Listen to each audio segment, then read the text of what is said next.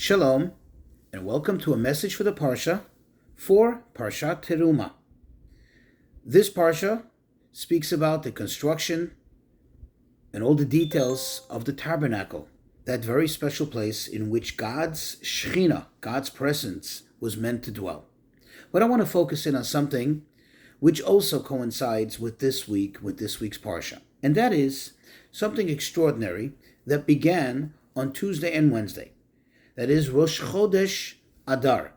We now began a very special time period. And that is a period in which the sages tell us, and it's actually quoted in the Code of Jewish Law, Mishenichnas Adar Marbim B'Simcha. Translated, from when Adar comes in, we increase in joy. That means every day we increase more and more in joy. Now typically, there is one Adar, and you will recognize the month of Adar because that's when we celebrate Purim. On the 14th of Adar, we celebrate the most festive day of the year, Purim. However, typically there's 1 month of Adar, but this year, as it is a Jewish leap year, we have 2 Adars. Thus, we have 60 days, not 30 days of joy, but 60 days. We have the first Adar and the second Adar. Although it's true that the actual celebration and observance of Purim is on the second Adar. It's only going to be in about a month and a half from now. But yet the first Adar is also recognized as at least a semi-joyous occasion. Here's something very interesting. I want to familiarize you with a special, interesting law from the laws of kashrut. Here it is. Give you a scenario. Somebody's cooking a pot of, let's say, meat. And they have a cup of spices that they want to pour into the pot, and mistakenly they grab a cup of milk and pour it into the pot of soup, pot of meat. What happens now? What do? Do you throw out the whole pot?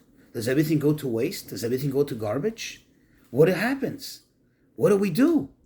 Well, halacha says, God's rule is that if the meat, the quantity of the entirety of the pot, the water, that is the broth, the meat, the spices, the vegetables, if it amounts to at least 60 times more than the forbidden ingredient that was entered into that mix, then the forbidden ingredient becomes batel. It becomes nullified. This is known as batel b'shishin, nullified and rendered void in 60, meaning in 60 times greater than its own amount. This is something very powerful. The Lubavitcher Rebbe taught. In fact, this was in the very last month that we merited to hear the Rebbe speaking to us.